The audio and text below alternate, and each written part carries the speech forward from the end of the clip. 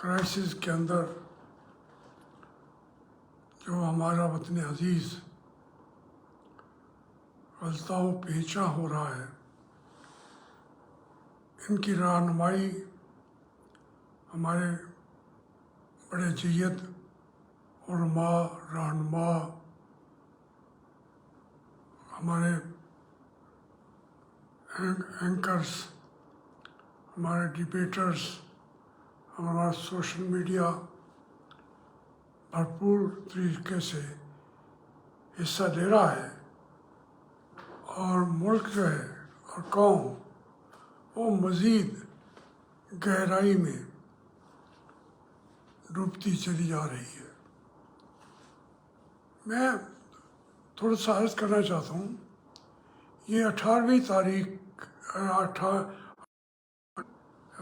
آئینی ترمیم کا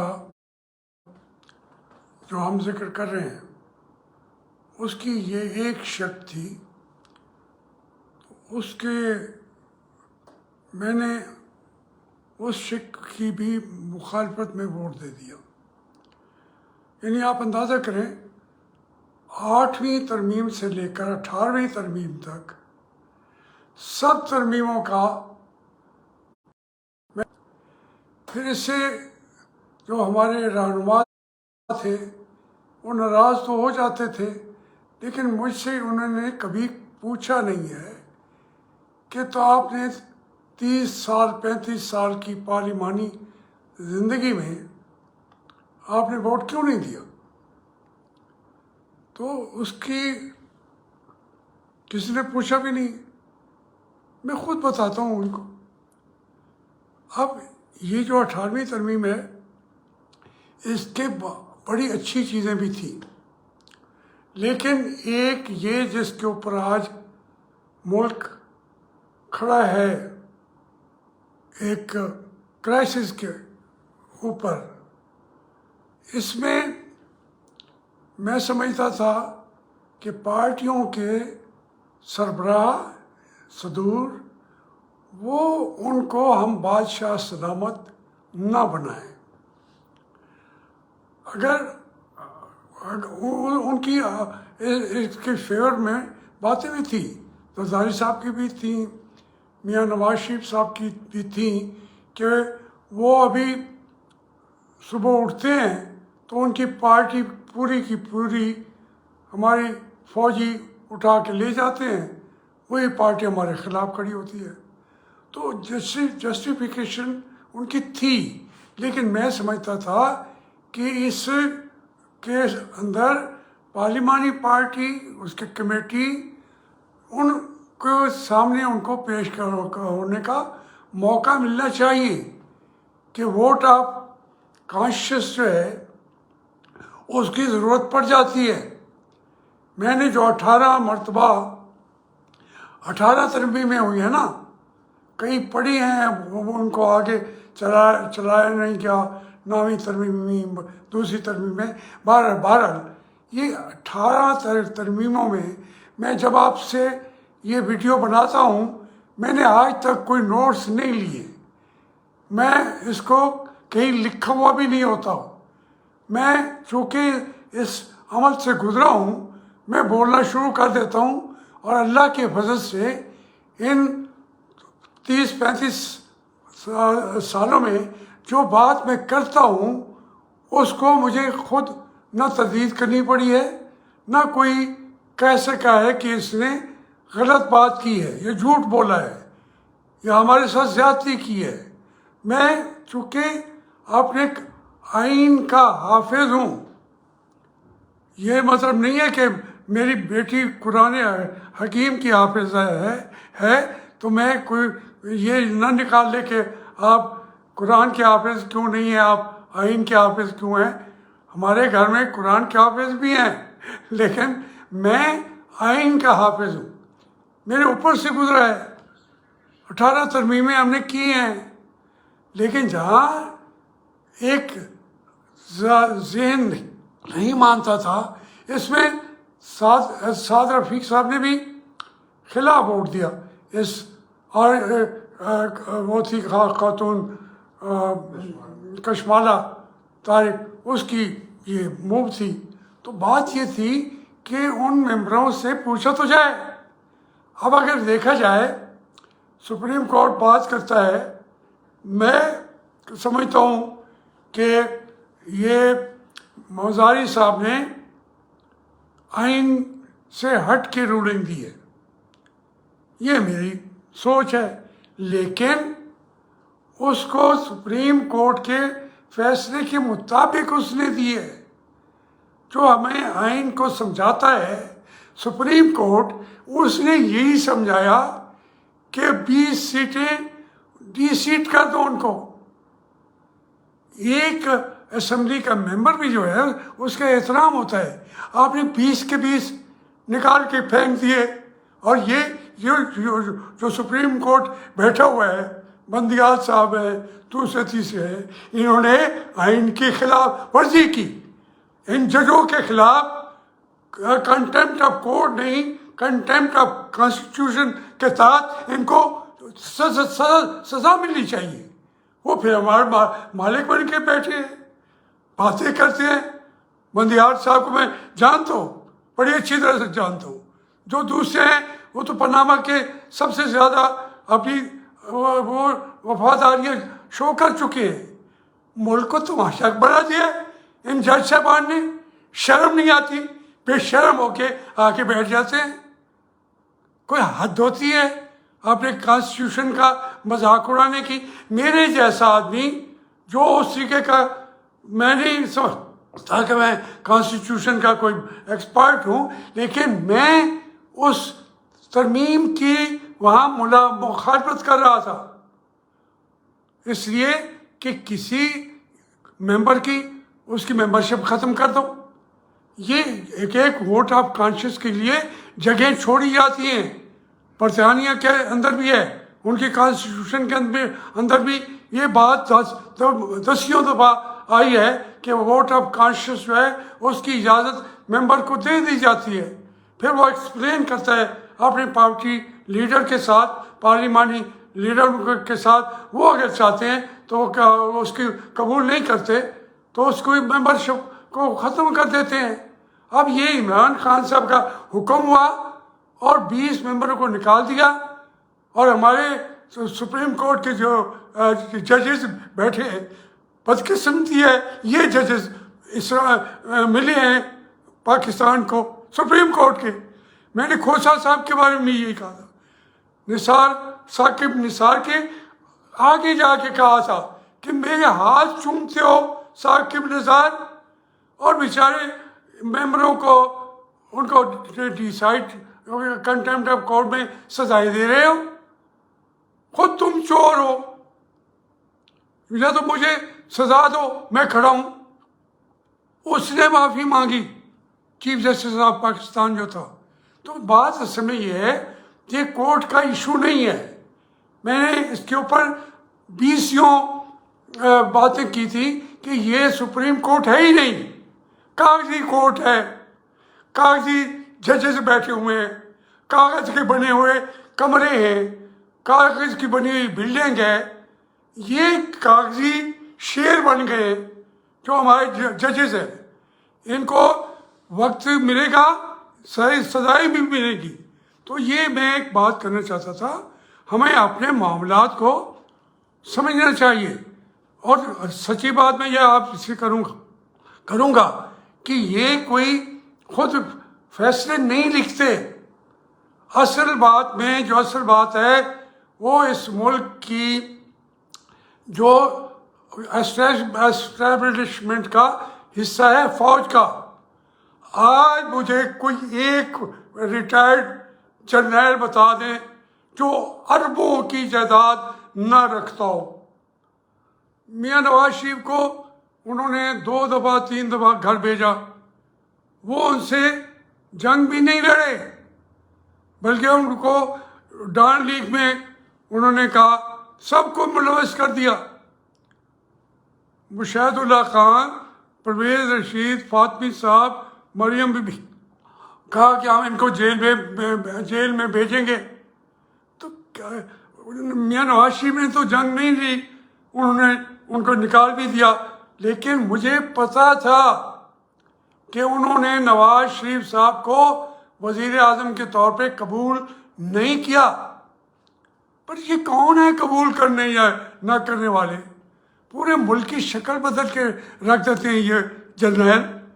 اور اب عذاب یہ آیا ہوا ہے، میں کہتا رہا ہوں ہمیشہ، اب ایک جنگ اس نہج پہ پہنچ گئی ہے کہ ان جرنیلوں کو لوگ اڑا دیں گے۔ لیفٹیننٹ جنرل صاحبان سن لیا آپ ہی، آپ کی ابھی جائیدادیں بڑھتی ہیں، پوری بنی بھی نہیں ہیں، جنہوں نے کئی کروڑوں اربوں روپے کھا بیٹھے ہیں، ملک غریب ہو گیا ہے۔ ان کا خون جرنیلوں نے، سپریم کورٹ کے ججوں نے، ہائی کورٹ کے ججوں نے چوس لیا ہے۔ بڑے بڑے پیٹ لے کے بیٹھے ہوئے ہیں، پینشنیں اٹھائیں ان ججوں کی۔ یہ انصاف کرنے والے ہیں؟ سب سے پہلے کہ یار اس ملک کے لوگ بھوکے مر رہے ہیں، ہم 2-2 10-10 پلاٹ کیوں لے رہے ہیں؟ ہر اٹھا کے دوسرا پلاٹ لے لیتے ہیں، تیسرا لے لیتے ہیں۔ یہ ہمارے ججز ہیں اور یہ ہمارے جرنیل ہیں۔ سیاستدان تو اس ملک میں پیدا ہی نہیں ہونے دیا ایوب خان نے۔ ضرورت کے مطابق ان کو وہ لیڈر بناتے ہیں، وزیر اعظم بناتے ہیں۔ عمران خان جو آج باتیں کر رہا ہے اس سے حلف اٹھوائیں۔ میرے سامنے یہی باتیں وہ کی تھی۔ میں نے اسے کہا تھا عمران خان تمہیں اقتدار مل جائے گا شاید، لیکن کیا ہوا؟ میں نے کہا بعد میں تم دھکے کھاؤ گے، ان نوجوانوں کو ان کا لمبا مستقبل جو ہے آپ نہیں دیکھ رہے، آپ نہ کریں۔ یہ پارلیمنٹ طاقت ہے، عوام کا ووٹ طاقت ہے۔ وہ کہتا تھا نہیں، ججز ہمارے ساتھ ہیں، باجوہ صاحب وغیرہ وغیرہ ساتھ ہیں۔ وہ ساتھ تھے بھی صحیح، فیض حمید بھی ساتھ تھا، تو پھر وہ آ کے بیٹھ گیا۔ اس نے میاں نواز شریف پر دباؤ آتا تھا تو وہ فوج کو بھی بچاتا تھا، خود کو بھی بچاتا تھا، لیکن میں سمجھتا ہوں کہ میاں نواز شریف کو بھی جنگ لڑنی چاہیے تھی۔ اب عمران خان باتیں کر رہا ہے، یہ اینٹی اسٹیبلشمنٹ نہیں ہے۔ میری قوم یہ میری بات سن لے۔ میں سب کو جانتا ہوں، میاں شہباز شریف وزیر اعظم ہیں۔ یہ وزیر اعظم ہونے سے پہلے لاہور میں ملنے گیا، وہاں زیادہ ایم این ایز بیٹھے ہوئے تھے، 30-40 کا مجموعہ تھا۔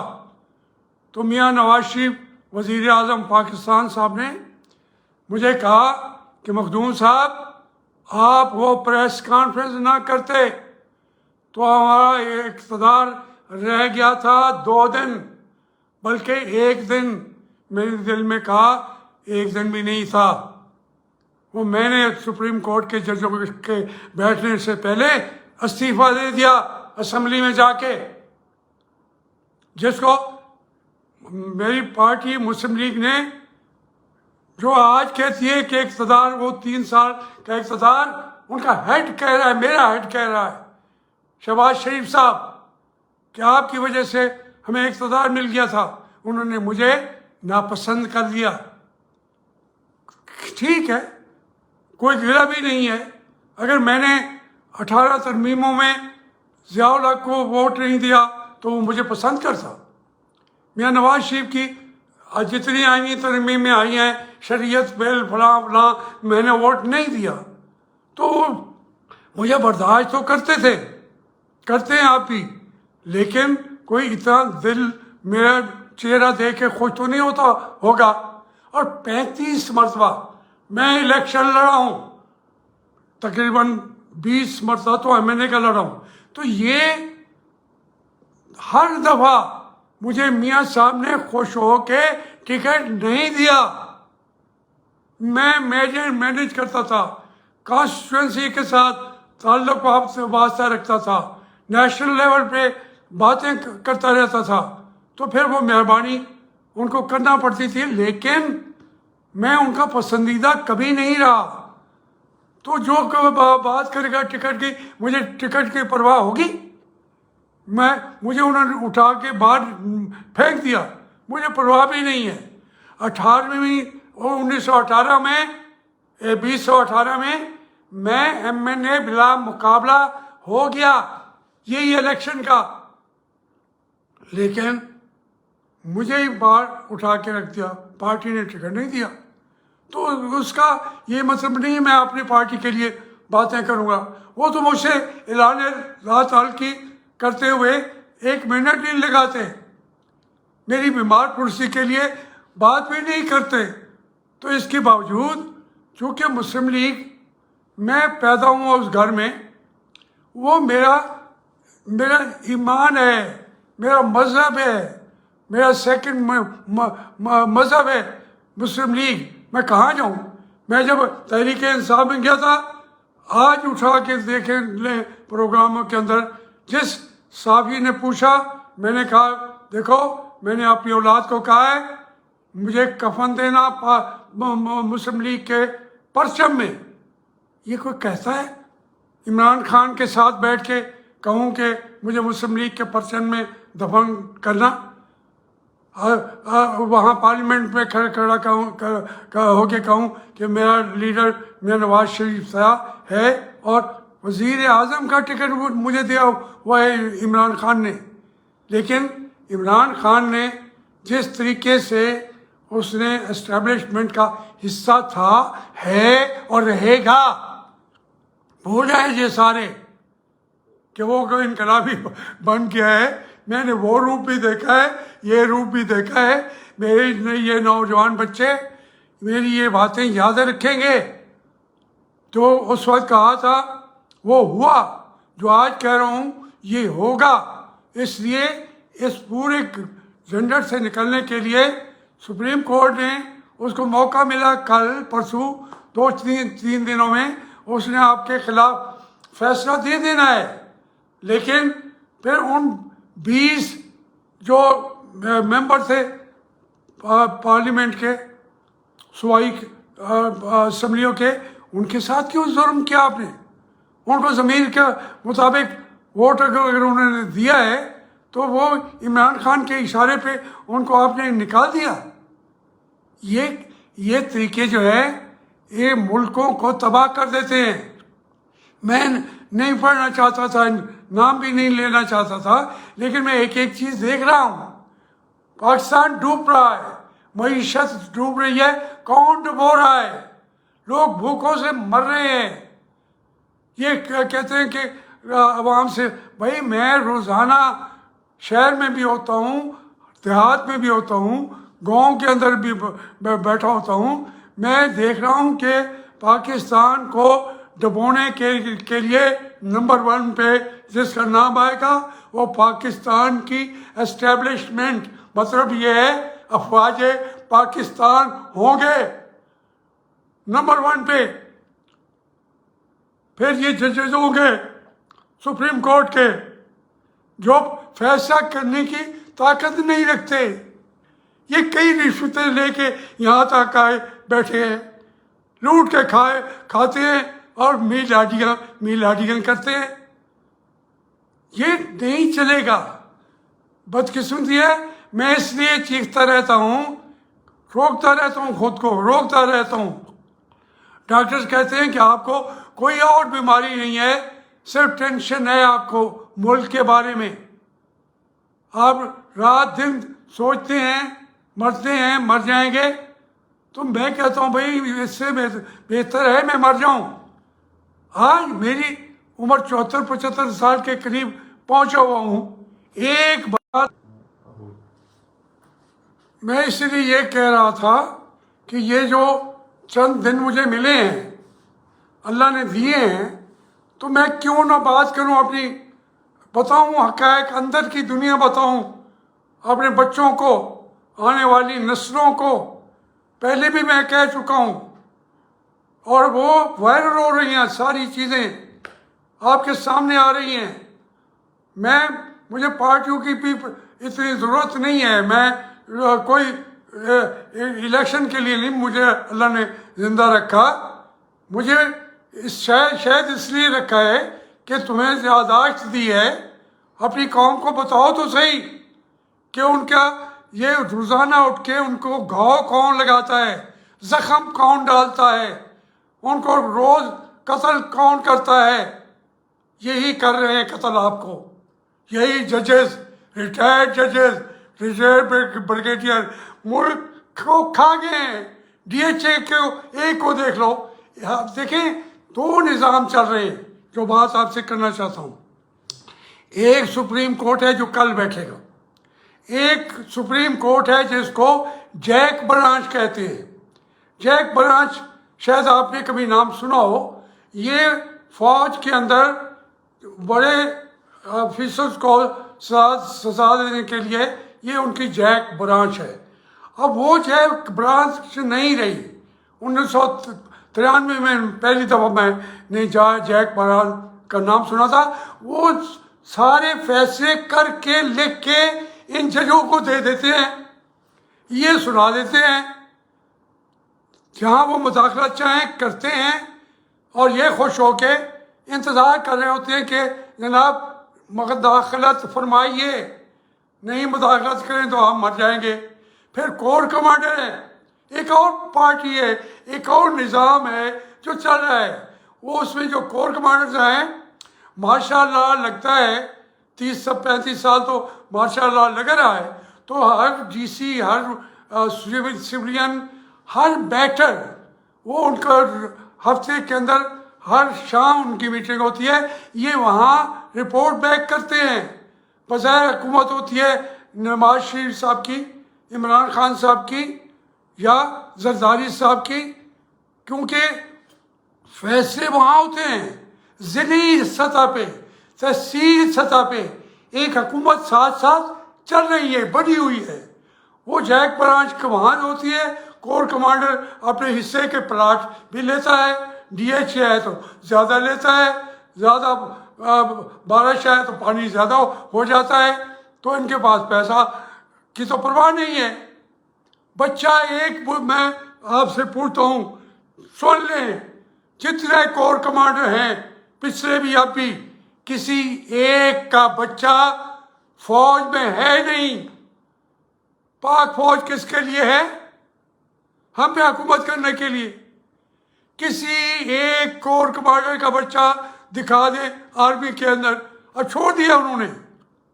پہلے زمانے میں اپنے بچوں کو کر لیتے تھے، بعد میں انہوں نے کہا کہ ہم نے تعلیم بات دلانی ہے، پیسے مل جاتے ہیں، پلاٹ مل جاتے ہیں، گھر مل جاتے ہیں، گاڑیاں مل جاتی ہیں، تو کیا ضرورت ہے کہ ہمارے بچے بیچارے صبح جا کے پریڈ گراؤنڈ کے اندر وہاں پریڈیں کرتے پھریں۔ وہ اب دنیا اور ہو گئی ہے، وہ ایک نظام ہے، وہ ایک سسٹم ہے۔ ایک چھوٹی سی چیز میاں نواز شریف نے ان کے جرنیلوں کو نہیں لگایا تھا ہزاروں کا، اکثر جگہ پہ انہوں نے سی پیک ہی بند کر دیا۔ عمران خان بیچارہ تو اتنا ان کا پچھلگ تھا کہ ہر ادارے کا آپ جو اٹھائیں گے ریٹائرڈ جج ہوگا، ریٹائرڈ جرنیل ہوگا، حاکم کون لگا رہا تھا؟ عمران خان ان کی تابعداری کر رہا تھا، لیکن اب ان کو وقتی طور پہ لڑ رہا ہے، لڑ نہیں رہا۔ یہ جو میاں نواز شریف نے کہا تھا کہ ووٹ کو عزت دو، وہ بیانیہ پاکستان کے لوگوں کے دلوں کی آواز تھی۔ وہ اس بیانیہ کو جب ہم نہیں آگے چلا سکے تو پھر ہم نے حکومت میں بیٹھ گئے۔ ہم نے کہا کہ ہم معاملات کو، معیشت بھی ہم اٹھا لیں گے، 100-200 ہم تیل بھی مہنگا کر دیں گے۔ اور بھائی آپ کون ہیں کرنے والے؟ آپ پاکستان کو بچا رہے ہیں ڈیفالٹ ہونے سے، آپ کا ذمہ داری نہیں تھی۔ اس وقت بھی میں نے کہا کہ ووٹ آف نو کانفیڈنس مت لے آؤ، 5 سال عمران کو حکومت کرنے دو۔ میں مر رہا تھا، مرنے سے پہلے 4 گھنٹے پہلے جو ویڈیو دیا، میں نے یہی کہا کہ خدا کے لیے اس کو نہ ہٹاؤ۔ ہماری تو نہیں سنتے، پرواہ بھی نہیں ہے مجھے، 18 तरमीमों पे مجھے میاں نواز شریف صاحب نے کہا کہ یہ تو مذہبی بل ہے. میں نے کہا میاں صاحب آپ میرے گھر جا کے دیکھ لیں, میرے سرانے اس وقت بھی تفسیر پڑھی ہوئی ہوگی, قرآن پڑھا ہوا ہوگا, میں جانتا ہوں مذہب کو, لیکن یہ جو بل ہے, یہ جو ترمیم ہے, میں اس کو ووٹ نہیں دے سکتا. میں تو ایک وہ آدمی ہوں جو مسترد شدہ ہے, مجھے کوئی سیٹ نہیں چاہیے. یہ ہماری جو پارٹیاں ہیں, کہاں گیا جاوید ہاشمی؟ اور جاوید ہاشمی کا وہ نظریہ جو تھا, وہ تمہارا لیڈر عمران خان 100% وہی باتیں کر رہا ہے جو میں نے اس کو کہا تھا کہ یہ باتیں ہوں گی. اور آپ پوچھو سے حال پھٹوائیں, میرے سامنے بٹھائیں, یا خود اسے چلو نہ بھی مانے آپ کے سامنے, اس کا دل تو مانتا ہے کہ جاوید ہاشمی کیا کیا کہتا تھا. وہی ہوا.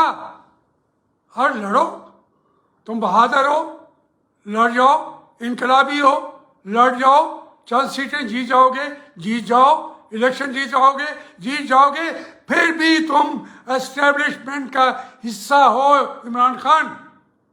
اور ہماری مسلم لیگ بھی جو ہے وہ بھی نہیں الگ رہ سکے, زرداری صاحب بھی الگ نہیں رہ سکے. ان سب کو اب یہ وقت آ رہا ہے, پھر سوچ لو. میں نے کہا تھا ایک وقت آئے گا کہ کنٹینر پہ ہم عمران خان اور زرداری صاحب کی پارٹی ہم سب اکٹھے ہوں گے, مولانا فضل الرحمان کی قیادت میں ہم اکٹھے ہوں گے. مولانا نے بھی اسٹیبلشمنٹ کے ساتھ حکومت کی تھی. میرا تو وہ گھر ہے, مولانا فضل الرحمان کا گھر میرا گھر ہے. پوچھنے وہ بھی مجھے نہیں آیا کہ تمہاری طبیعت کیسی ہے, نہ اسد آیا ہے, تو مجھے پرواہ نہیں. اب میں اپنی بیماری کو لے کے مجھے وہ پوچھے وہی نہیں پوچھنا چاہیے. میں کون ہوں, میں کیا ہوں؟ ہاں میں ہوں. 73 کانسٹیٹیوشن کو بھٹو صاحب نے عملی طور پر نہیں لگایا تھا, انہوں نے ایمرجنسی لگا دی تھی. لیکن یہ حقیقت ہے کہ وہ ڈاکیومنٹ جو ہے اس کے اوپر ملک کھڑا رہ سکتا ہے. بنگالیوں کو تو نکال کے پھینک دیا آپ نے گڑھے کے اندر, وہ گڑھے سے کھڑے ہو کے اور یہ سریا تک جا پہنچے ہیں بنگالی. لیکن آپ لوگوں نے جو کچھ کیا ہے وہ ہمارے جرنیلوں نے کیا ہے, کسی اور نے نہیں کیا. ہم تو انہی کے پیداوار ہیں سارے کے سارے. میاں نواز شریف ہو بے شک, میاں زرداری صاحب ہو بے شک, اس میں عمران خان ہو بے شک, مولانا فضل الرحمان تھوڑا سا الگ ہیں, لیکن موقع پہ انہوں نے بھی 8 سال ان کا ساتھ دیا. کیوں دیا؟